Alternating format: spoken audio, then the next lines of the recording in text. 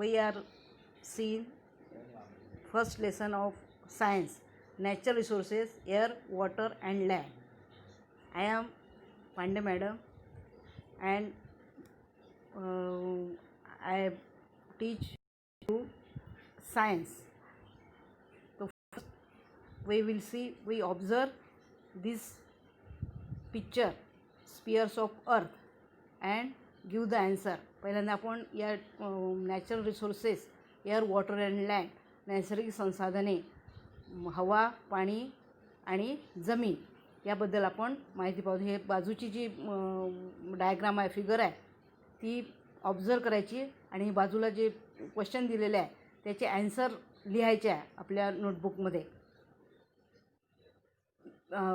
First question, where do we see the birds.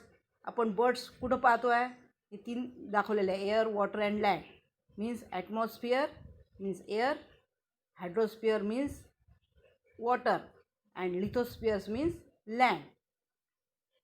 Where do we see the birds? Birds see in the air or atmosphere. Where is the cow grazing? Cow दिसते आहे, गाय. ती कुठे graze करते आहे म्हणजे चरत कुठे आहे?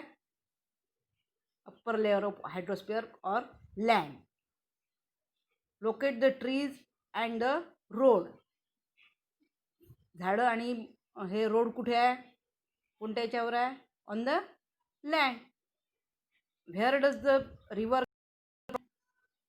रिव्हर कुठून येते आहे? From the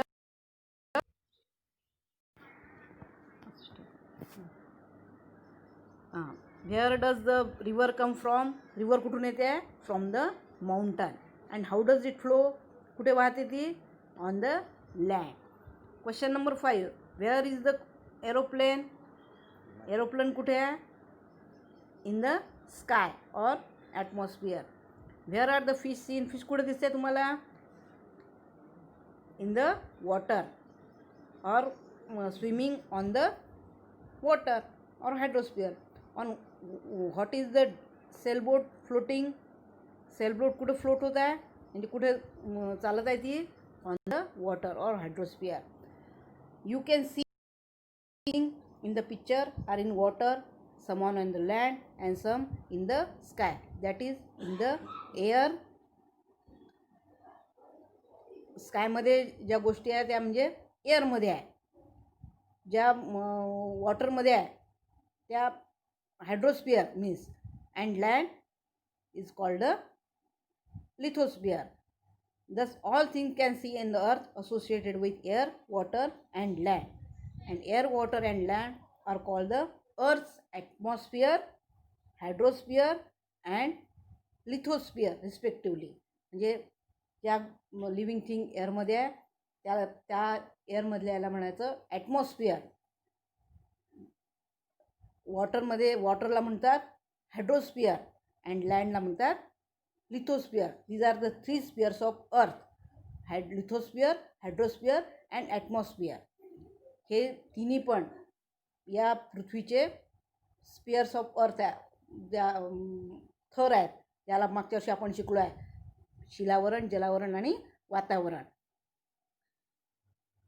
and this three, hydrosphere, atmosphere and lithosphere together are called the biosphere. तिघाचं मिळून एक स्फिअर, याला म्हणतात जीवावरण. म्हणजे या ठिकाणी बायोस्फिअरमध्ये या तिन्ही याच्यावर सर्व लिव्हिंग थिंग असतात म्हणून याला बायोस्फिअर असं म्हणतात, याला म्हणतात जीवावरण मराठीमध्ये. This spheres have form on the earth naturally. आणि हे जे सगळे स्फिअर्स आहे नॅचरली फॉर्म झालेले आहे, नैसर्गिक. We have learn all this thing in previous standard. आपण मागच्या वर्षी हे तिन्ही स्फिअर्सची माहिती पाहिलेली होती.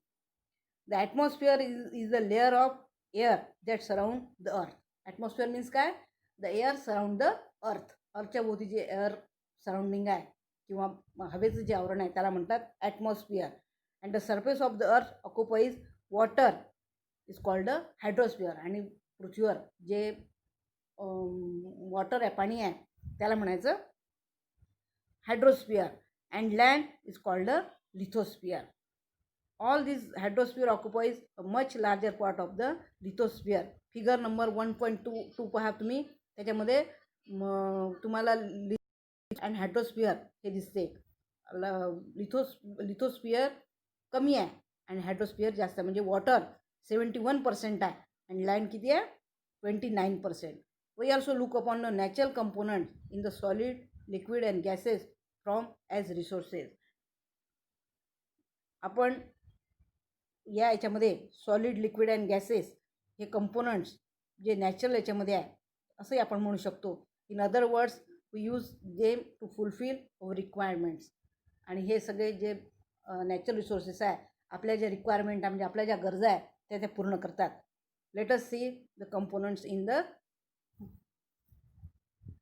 Details. we see one second page number. What are the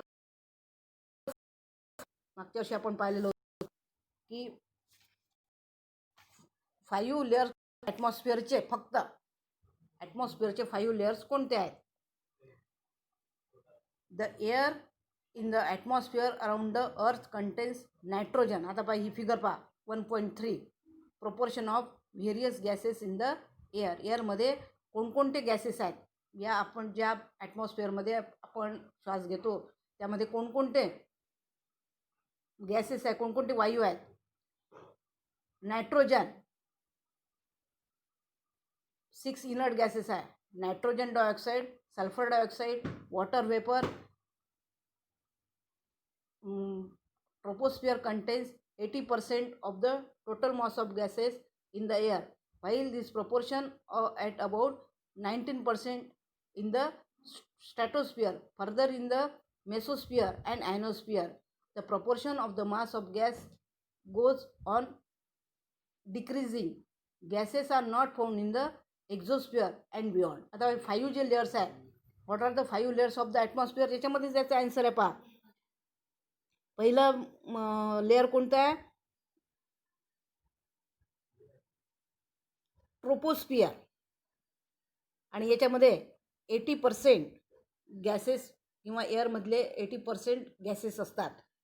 while remaining 90% second याच्यामध्ये स्ट्रॅटोस्फियर हे दुसरं लेअर झालं ॲटमॉस्फिअरमधलं. फर्दर त्यानंतरचं मेसोस्फियर अँड आयनोस्फियर हे झाले 4. And last is the exosphere. या नंतरच्या 3 याच्यामध्ये गॅसेसचं प्रमाण अत्यंत कमी असते, अल्प असते एकदम.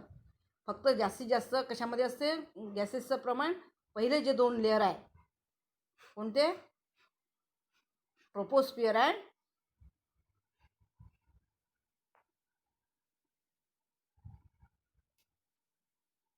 स्ट्रॅटोस्फियर या 2 याच्यामध्ये. आता पहा या ठिकाणी you can see air in the mixture of several gases. या ठिकाणी 1.3 डायग्राम पहा. Mixture of several gases and is the chief constituent of the earth atmosphere. या याच्यामध्ये तुम्हाला महत्त्वाचे ॲटमॉस्फिअर असलेले महत्त्वाचे gases, mixture of several gases दिसते आहे.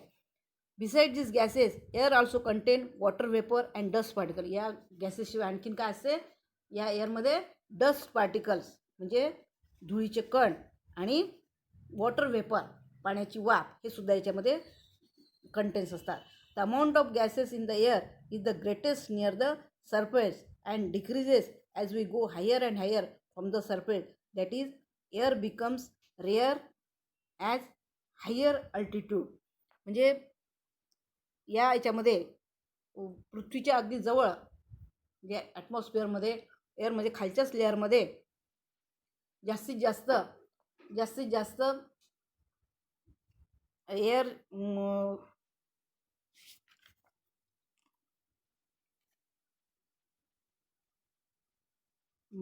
खालच्याच लेअरमध्ये जास्तीत जास्त गॅसेस असतात.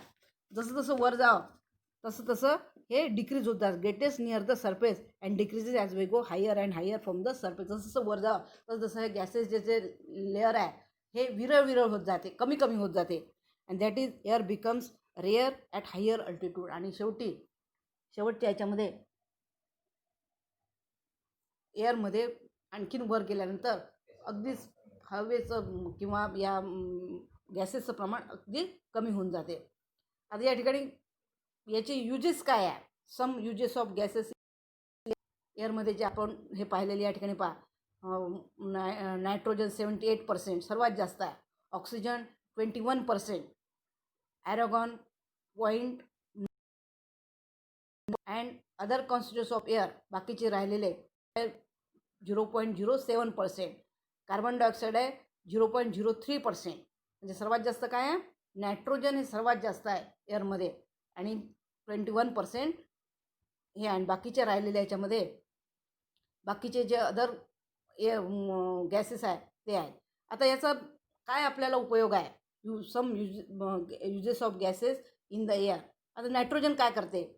Helps living thing to build the necessary proteins. It is useful in the production of ammonia and air tight packaging of food stuffs. आता या नायट्रोजनचा काय उपयोग आहे? Helps living things to build the necessary proteins.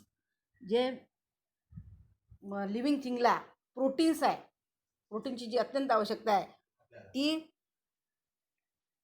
ती मिळवण्यास मदत करते nitrogen. And it is useful in the production of ammonia. अमोनियाची निर्मिती करते, जो एक महत्त्वाचा गॅस आहे. And air tight packaging of food stuffs. जे आपण खाद्यपदार्थ खातो, हवाबंद फूडस्टफ, ते पॅकिंग करण्याकरता या नायट्रोजनची मदत होते. ऑक्सिजन तर आपल्याला माहीतच आहे, necessary for the respiration in living thing and for combustion. Respiratory सिस्टीमसाठी किंवा श्वास घेण्याकरता सगळ्या लिव्हिंग थिंगला ऑक्सिजनची आवश्यकता आहे. अँड फॉर कंबन्शन म्हणजे ज्वलनाकरता, कुठली वस्तू पेटवण्याकरता ऑक्सिजन जर नसेल तर ती वस्तू पेटणार नाही. Combustion means. Then carbon dioxide. Plants use it for producing their food. Use in the fire extinguishers. Means carbon dioxide ह्या प्लांट्स करता आहे. आपल्याला माहीत आहे प्लांट्सला कार्बन डायऑक्साईडची अत्यंत आवश्यकता असते आणि त्या कार्बन डायऑक्साईडमध्येच ते आपले फूड तयार करतात. And use in the fire extinguishers. Extinguishers means जे आग विझवण्याचे, जे अग्निशामक म्हणतो आपण त्याला, आग विझवणारे असतात, त्याच्यामध्ये जो वायू असतो तो म्हणजे कार्बन डायऑक्साईड. कार्बन डायऑक्साईड जर केला सोडला तर ज्या ठिकाणी आग लागली असेल ती विझवल्या जाते, त्याला म्हणायचं fire extinguishers. Then argon use in electric bulb. जे आपल्या घरामध्ये जे आपण इलेक्ट्रिकचे बल्ब लावतो त्याच्यामध्ये ॲरोगॉन याचा हे होते. Helium use for obtaining low temperature and also for generating lift in airships. तर हेलियम कमी तापमान मिळवण्यासाठी आणि विना पंख्याच्या इंजिनवर चालणारे जे विमान आहेत त्याच्यामध्ये या हेलियमचा वापर केला जातो. जे बिना पंख्याचे जे विमान असतात त्याच्यामध्ये हेलियमचा वापर केला जातो. Neon use in decorative lights and for street lighting. रस्त्यावरचे जे दिवे आहे त्याच्यामध्ये याचा वापर केला जातो निऑनचा. Krypton use in the fluorescent tubes.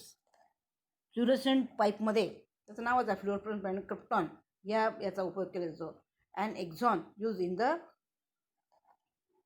Xenon use in the flash photography. जे आपण फोटो काढतो या फ्लॅश फोटोग्राफीमध्ये झेनॉन याचा उपयोग केला जातो.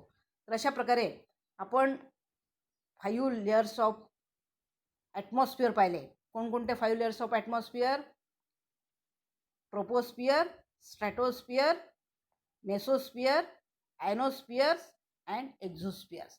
But large amount of gases are included in these 2 layers, which troposphere and stratosphere, and small amounts of while in mesosphere and ionosphere, and last exospheres are not, gases are not found in exosphere. So, and this is the proportion of various gases in the air. This diagram and draw this diagram on your notebook and write the question of what are the 5 layers of atmosphere, and page number 1 observe the figure and give the answer. हे लिहायचं आहे तुम्हाला. ते पहिले 7 question observe करायचे आणि लिहायचा. मी answer पण तुम्हाला सांगितलेले आहे. आणि ही डायग्राम काढायची आहे, proportion of various gases in the air and some uses of gases in the air. याचे आन्सर लिहायचे आहे. आता हे नेहमी लक्षात ठेवायचं. ऑलवेज रिमूव्ह या ठिकाणी दिलं आहे. The living world on the earth is sustain due to the balance between various gases and other constitutes of the air. म्हणजे हवेमधील जे वेगवेगळे घटक आहे त्याच्यामुळंच पृथ्वीवरची जी जीवसृष्टी आहे टिकून राहिलेली आहे.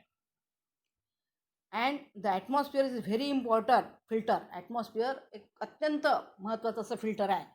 It allows the light and heat of the sun to reach the earth. आणि ते फिल्टर असल्यामुळं ॲटमॉस्फिअर फिल्टर आहे. सूर्यापासून जे आपल्याला सूर्यप्रकाश आणि उष्णता मिळते ती पोचवण्याकरता या फिल्टरचा उपयोग होतो.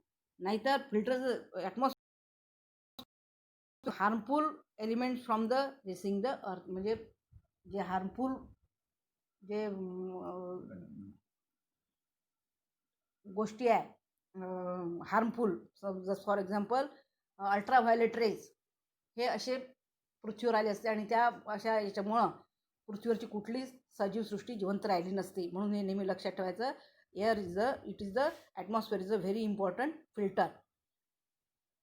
It is in the. आता या ॲटमॉस्फिअरमध्ये काय काय गोष्टी घडतात तर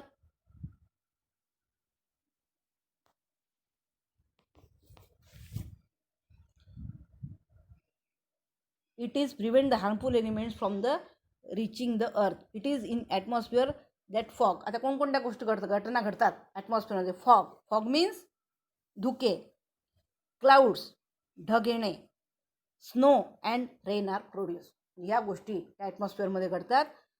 fog, clouds, snow and rain are produce in the atmosphere.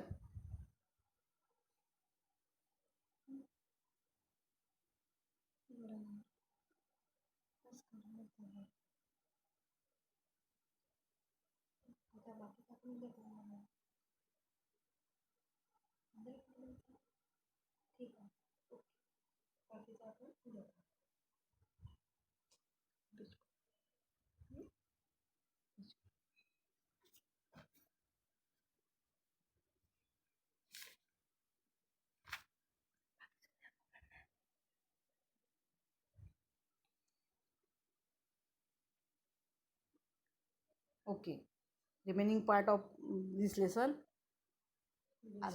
we'll see tomorrow. राहिलेला भाग आपण नंतर पुढच्या पिरियडला पाहू.